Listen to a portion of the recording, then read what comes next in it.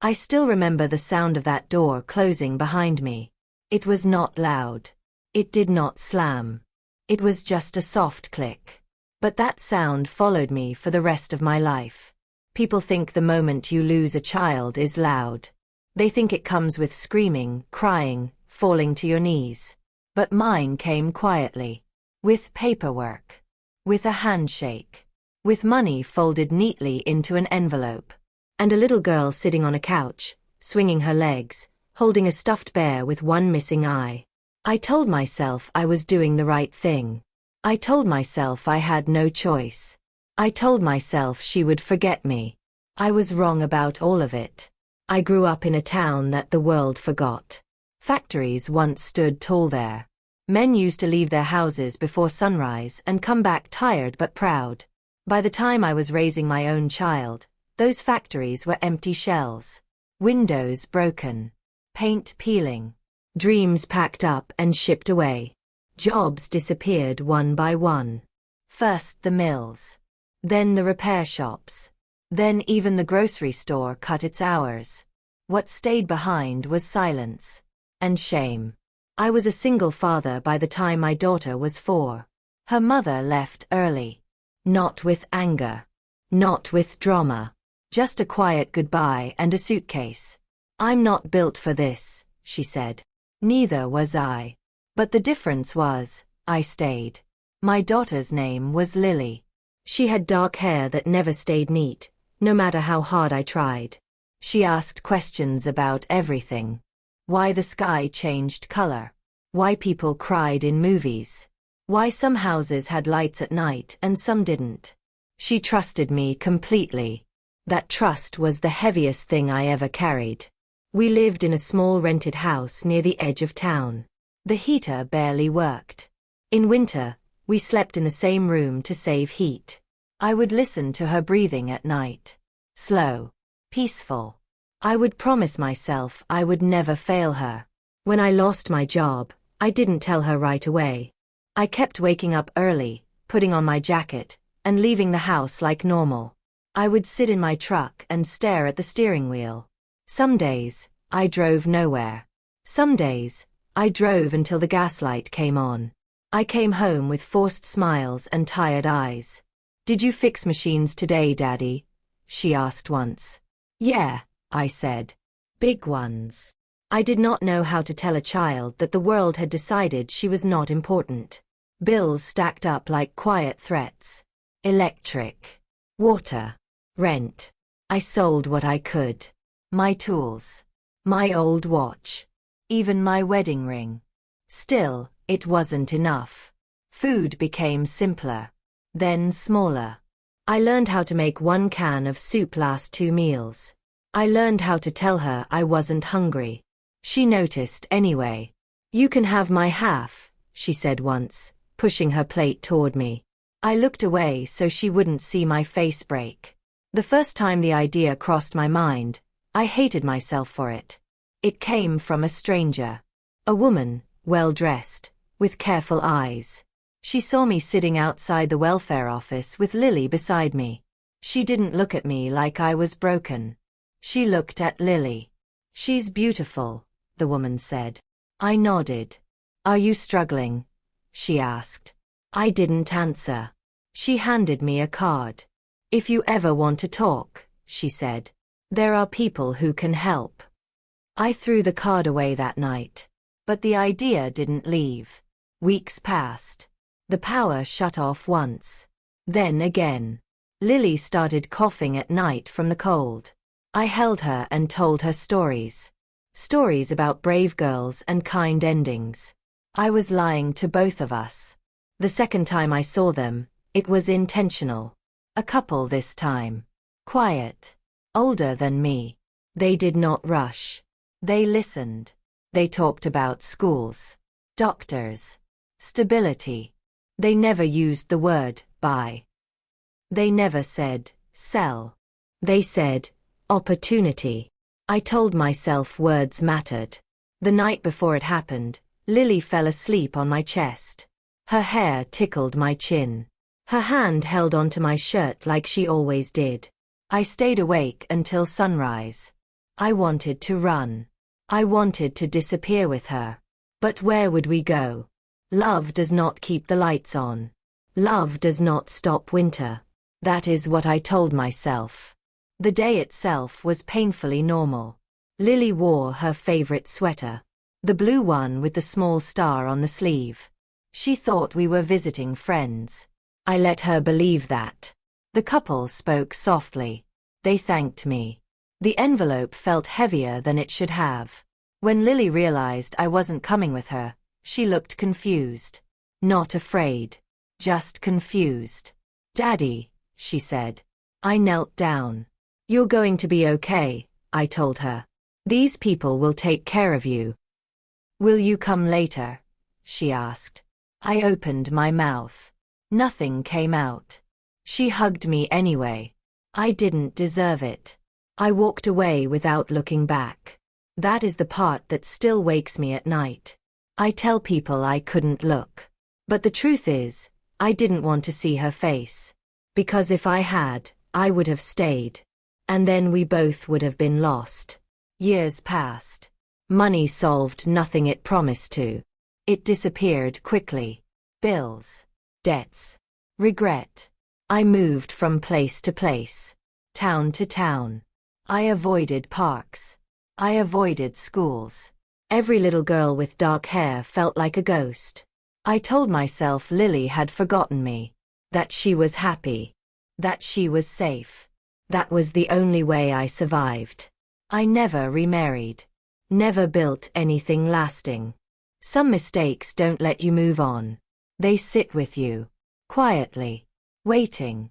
And then one night, everything came back. Sirens. Bright lights. Pain spreading through my chest like fire. I remember falling. I remember hands pulling me. After that, only darkness. I did not know whose hands would decide whether I lived or died. I did not know my past was waiting for me in that hospital. And I did not know that the child I abandoned had grown into something stronger than my worst failure. I do not remember the moment my life changed. Not clearly. Memory does that sometimes. It protects us by softening the sharpest edges. What I remember instead are feelings. Warmth. Safety. A voice reading slowly at night.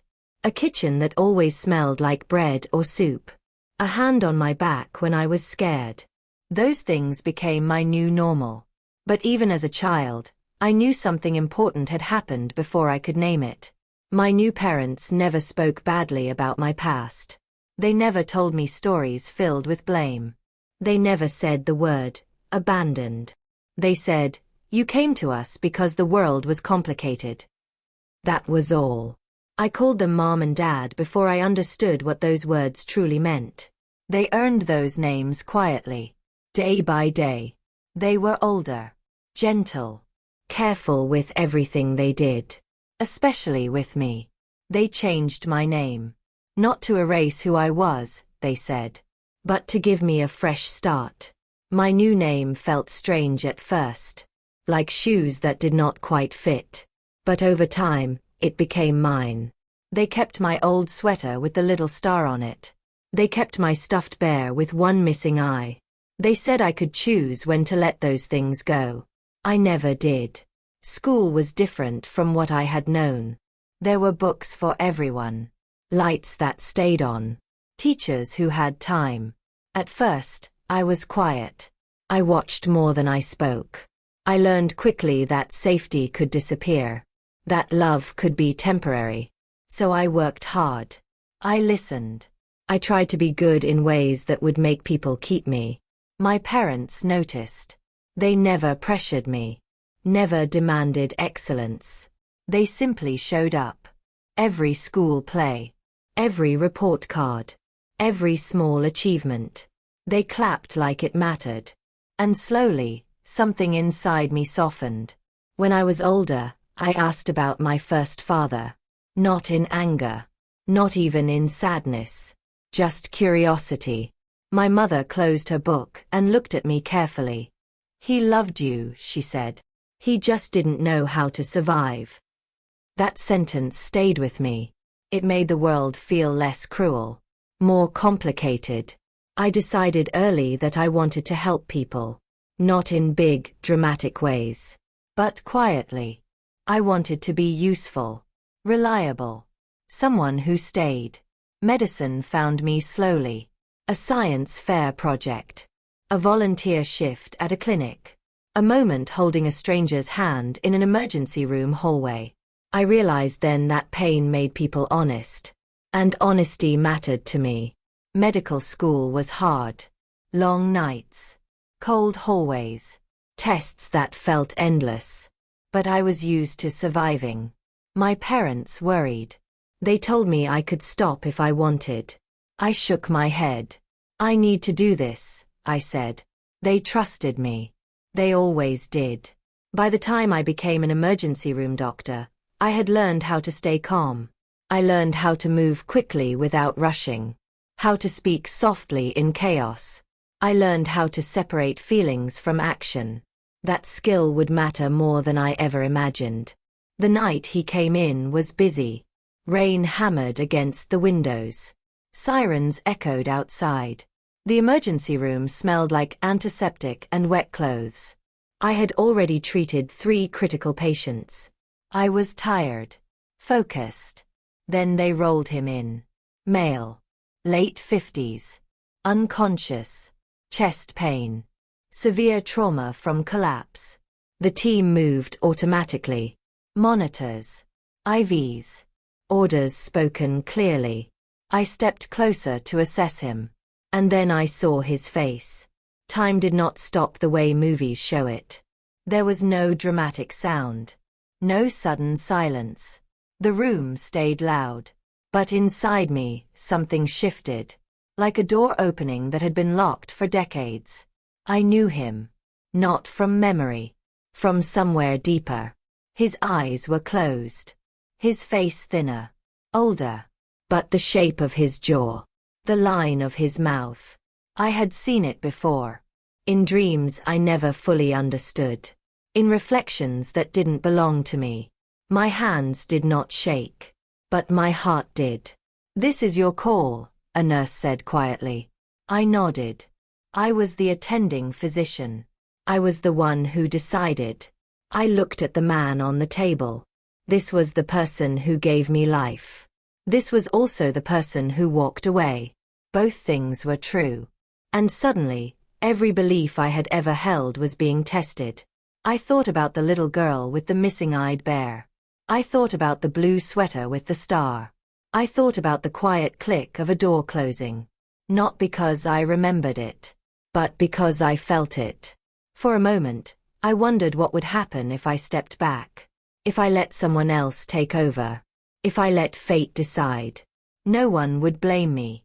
No one even knew. But I knew. And that mattered. I remembered my mother's voice. "He loved you," she had said. "He just didn't know how to survive." I did. Because someone taught me how. "Let's proceed," I said. My voice was steady. Professional. I focused on the work. Hands moving. Mind clear. Not because he deserved it. But because I refused to become someone who walked away. Hours passed. The surgery was difficult. There were moments when it could have gone either way. I stayed. I did my job. Not as a daughter. As a doctor. When it was over, I stepped out of the room. The hallway was quiet now. Rain still fell outside. I leaned against the wall and finally let myself breathe. I had saved his life. But the hardest part was still coming. Because soon, he would wake up. And soon he would know. I did not go back into his room right away. I stood at the end of the hallway, watching the lights flicker softly above me. The hospital never truly sleeps. Machines hummed. Footsteps echoed. I pressed my hands together and waited for the feeling to pass. It did not. They told me he was stable. Breathing on his own. Conscious, but weak. He had asked for a doctor. For me. I wondered how long he had known. I wondered if he had recognized me the same way I recognized him. Some things do not need words. When I entered the room, He was awake. Smaller than he had seemed before. Fragile. The man who once held my entire future in his hands now depended on strangers to sit up in bed. He looked at me. And his face changed. At first, confusion. Then something deeper. Fear, maybe. Or recognition. I saw his eyes move over my face slowly, like he was searching through time. His mouth opened. He closed it again. "It's you," he said finally. His voice was rough. Not a question. A statement. I nodded. I did not sit down. I did not smile. I stood where a doctor should stand. At a careful distance. "I didn't know," he whispered. "I swear, I didn't know it would be you." I believed him. That did not change anything. There are moments when people expect forgiveness. They expect tears. Embraces. Apologies that clean everything. This was not one of those moments. "You're alive," I said. "The procedure was successful. You'll recover." That was all. That was the truth I owed him. His eyes filled. Not dramatically. Just enough to show the weight had finally landed. "I think about you," he said. "Every day." I did not respond. Because some sentences arrive too late. "I was poor," he said. "I was scared." I nodded again. "I know." And I did. Silence stretched between us. Not angry. Heavy. He looked down at his hands. "I don't expect anything," he said. "I just needed you to know I'm sorry." I looked at him then. Really looked. At the man who made a terrible choice. And the man who now had to live with it. I felt no urge to punish him. And no urge to comfort him. Only clarity. "I didn't save you for you," I said quietly. He looked up. "I saved you for me." That was the truth. Because walking away would have changed me. Because bitterness would have followed me. Because kindness was the only way to stay whole. I left the room after that. I did not promise to visit again. I did not ask him to explain more. Some stories do not need endings. Weeks later, I received a letter. No return address. Inside, only a few lines. He thanked me. Not for saving his life. But for giving him something harder. Time. Time to remember. Time to regret. Time to sit with what he had done. I never wrote back. Not out of cruelty. Out of peace. I went home that night and sat at my kitchen table. The one my parents helped me buy. I made tea. I thought about the girl I used to be. And the woman I had become. Family is not blood. It is presence. It is staying. It is choosing not to disappear when things get hard. I did not forgive him. Not fully. But I did not carry hatred either. Somewhere between those two things is freedom. If you are listening to this and carrying a heavy choice from your past, know this. You cannot undo it. But you can decide who you become after it. I chose compassion. Not because it was easy. But because it was stronger. And that is how I survived. What you think about this story? If it hit you, please like, share and subscribe our channel.